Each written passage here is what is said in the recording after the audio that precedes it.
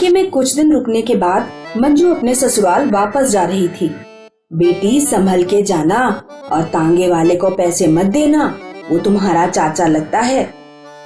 और हाँ, रास्ते में प्यास लगे तो पानी खरीद कर मत पीना, किसी का भी मांग कर पी लेना।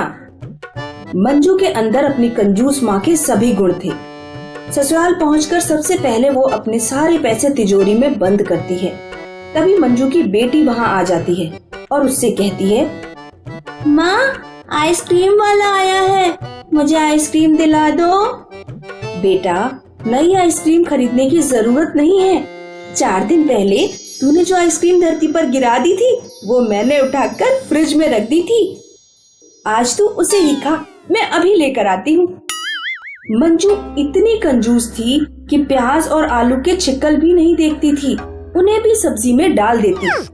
भाभी, ये क्या, सब्जी में प्याज और आलू के छिक्कल भी डाल दिए हैं? पता भी है प्याज और आलू कितने महंगे हो गए हैं। कमाते तो तुम्हारे भैया हैं, तुम तो बस यहाँ बैठकर मुंह चलाती हो। मम्मी, मैं नहाने जा रही हूँ।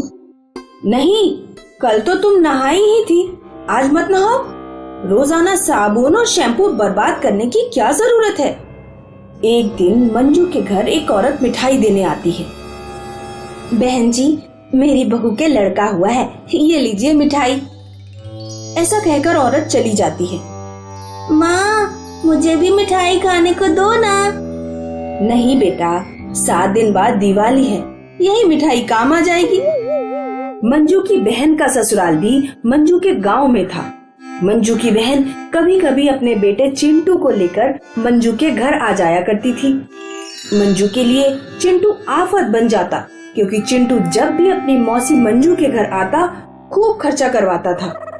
मौसी, मेरा कच्चा फट गया है, दुकान से नया कच्चा ला कर दो ना।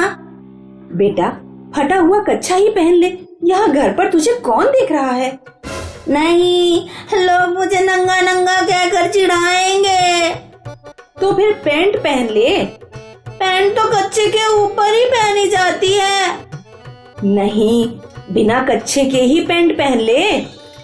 अगले दिन चिंटू मंजू से कहता है, मौसी, मेरी पेंसिल खत्म हो गई है, मुझे पेंसिल चाहिए। अभी परसों ही तो तुझे पेंसिल दिलवाई थी, खा गया क्या पेंसिल को? नहीं, मुझे नई पेंसिल चाहिए। पैसे क्या पेड़ पर उगते हैं? लगाऊंगी अभी 2 थप्पड़ तो ठीक हो जाएगा, चल भाग यहाँ से। चिंटू रोता हुआ वहाँ से चला जाता है। कुछ दिन बाद चिंटू अपने घर लौट जाता है। तब मंजू को एक दिन चिंटू के साथ किए गए अपने व्यवहार पर पछतावा होता है। फिर एक दिन मंजू चिंटू के घर जाती है। अरे चिंटू बाबू, कैसा है? मुझे आपसे बात नहीं करनी। ऐसा नहीं कहते बेटा, मौसी से नमस्ते करो। चिंटू, आज मैं तुम्हें जंगल बुक मूवी दिखाने ले जाऊंगी। क्या? सच में मौसी? हाँ। चलो मौसी, पीवीआर में चलते हैं। नहीं बेटा, यहाँ पास में ही जो लोकल सिनेमा है वहीं चलते हैं। आखिर फिल्म ही तो देखनी है, किसी भी सिनेमा में देख लो। मंजू टिकट काउंटर पर टिकट खरीद रही होती है। 2 टिकट कितने की हैं? 120 के। लेकिन मेरे साथ में एक बच्चा है, इसका तो आधा टिकट लगना चाहिए। नहीं मैडम, पूरा टिकट ही लगेगा। टिकट खरीदने के बाद मंजू चिंटू को लेकर अंदर जाती है। मंजू और चिंटू फिल्म देख रहे होते हैं। मौसी, मुझे प्यास लगी है। अभी 10 मिनट हुए नहीं और तुझे प्यास लगने लगी? इंटरवल होने दो, तब पानी पी लेना। मंजू फिल्म देखने में खो जाती है। जब इंटरवल होता है तो वो देखती है कि चिंटू उसके पास नहीं है। हाय राम, ये चिंटू कहाँ चला गया? मंजू गेट कीपर के पास जाती है। भैया, आपने अभी क्या किसी छोटे से लड़के को देखा? उसका नाम चिंटू है। पता नहीं बहन जी, यहाँ तो बहुत सारे बच्चे आते जाते रहते हैं। हे भगवान, क्या करूँ इस लड़के को, कहाँ जाकर ढूंढूं? अभी पूरी आधी पिक्चर बची हुई है, वो नहीं देखूंगी तो टिकट के पैसे भी खराब हो जाएंगे। पूरी फिल्म देखने के बाद ही उसे ढूंढने जाऊंगी। टिकट के पैसे वसूल करने के चक्कर में मंजू पूरी फिल्म देखने के बाद ही सिनेमा हॉल से बाहर निकलती है। मंजू को चिंटू कहीं नहीं मिलता। हे भगवान, क्या करूं? क्या पुलिस में रिपोर्ट लिखा दूं? कहीं ऐसा तो नहीं कि चिंटू को किसी ने किडनैप कर लिया हो। अगर किडनैप कर लिया होगा तो किडनैपर मुझसे पैसे मांगेगा। मंजू चिंटू के घर पहुंचती है। क्या हुआ दीदी, इतनी उदास क्यों लग रही हो? क्या चिंटू ने फिर कोई शैतानी की? नहीं, वो तो मैं ऐसे ही बस। बहन, आज मुझसे बहुत बड़ी गलती हो गई है। वो चिंटू। क्या हुआ चिंटू को? कुछ नहीं मंजू, मुझे माफ कर देना बहन। चिंटू पता नहीं कहाँ चला गया। सिनेमा हॉल में मेरे साथ बैठा था, लेकिन मैं फिल्म देखने में इतनी खो गई कि पता ही नहीं चला कि वो उठकर कहाँ चला गया। तभी अचानक से चिंटू वहाँ आ जाता है। अरे चिंटू, तुम कहाँ चले गए थे? मुझे मौसी ने पानी नहीं पिलाया, इसीलिए मैं मूवी छोड़ के आधे में आ गया और रास्ते में मुझे अपने दोस्त मिल गए थे, तो मैं उनके साथ क्रिकेट मैच देखने चला गया था। मुझे माफ कर देना बहन, आज के बाद मैं अपनी कंजूसी छोड़ दूंगी। उस दिन मंजू को एहसास होता है कि ज्यादा कंजूसी अच्छी नहीं होती। कभी कभी जरा से पैसे बचाने के चक्कर में इंसान बहुत बड़ी मुसीबत में फंस जाता है।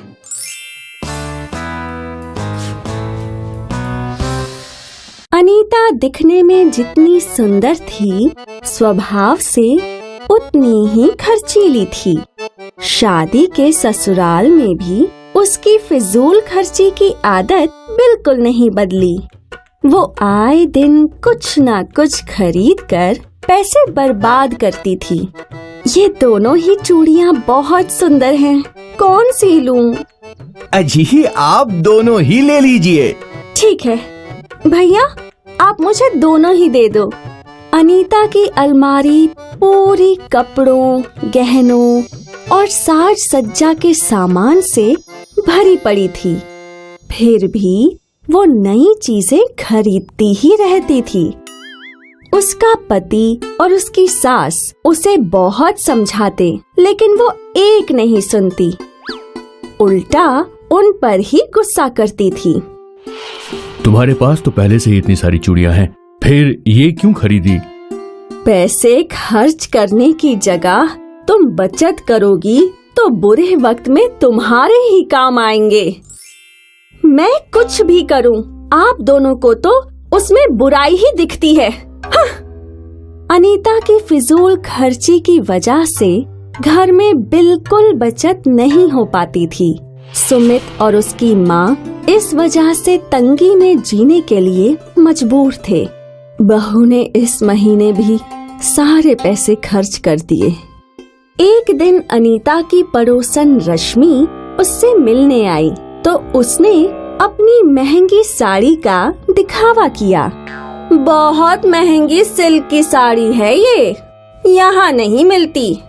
मैं तो इसे दूसरे शहर से खरीद कर लाई हूँ। रश्मि को क्या लगता है सिर्फ वो ही महंगी साड़ी पहन सकती है? मैं उससे भी महंगी और सुंदर साड़ी खरीदकर उसे जलाऊंगी। अनीता अब दिन रात बस एक नई और महंगी साड़ी खरीदने के बारे में ही सोचने लगी। कुछ दिन बाद सुमित ने अनीता को कुछ रुपए संभाल कर रखने के लिए दिए। अनीता, ये पैसे मुझे कुछ दिनों बाद लौटाने हैं, इसे संभाल कर अलमारी में रख दो। इतने सारे पैसे देख अनीता खुश हो गई। इन पैसों से मैं एक साड़ी खरीद लेती हूँ। ये पैसे हम अगले महीने की कमाई में से लौटा देंगे। अनीता पैसे लेकर तुरंत एक अच्छी साड़ी खरीदने चली गई। बहन जी, आपकी पसंद तो वाकई बहुत अच्छी है। बहुत ही महंगी साड़ी है ये। तुम पैसों की चिंता मत करो, मुझे सबसे अच्छी साड़ी खरीदनी है। अनीता एक सुंदर और महंगी साड़ी खरीदकर घर लौट आई और उसने अपनी सास को वो साड़ी दिखाई। बहू, तुम्हारे पास तो ऐसे ही बहुत साड़ियाँ हैं, फिर इतनी महंगी साड़ी खरीदने की क्या जरूरत थी? माँ जी, आपको तो मेरी कोई बात अच्छी ही नहीं लगती। गुस्से में अनीता साड़ी लेकर अपने कमरे में चली गई। अनुपमा वहीं बाहर उदास बैठी थी कि उसे कमरे से जोर से आवाज आई, हाय, मेरा पैर! जब वो भागकर अंदर गई तो देखा कि बहू जमीन पर गिर गई है और उसका पैर टूट गया है।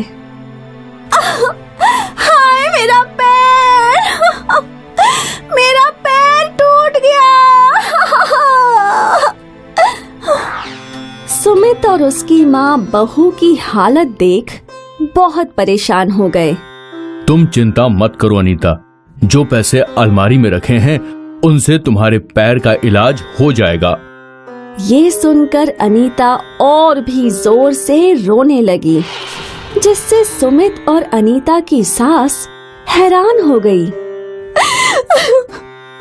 उन पैसों से तो मैंने साड़ी खरीद ली, अब मेरा इलाज कैसे होगा?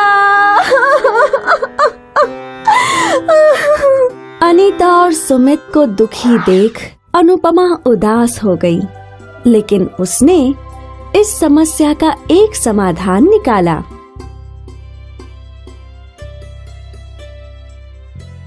सुमित, ये मेरे सोने के कंगन बेचकर पैसे ले आओ और बहू के पैर का इलाज करा लो।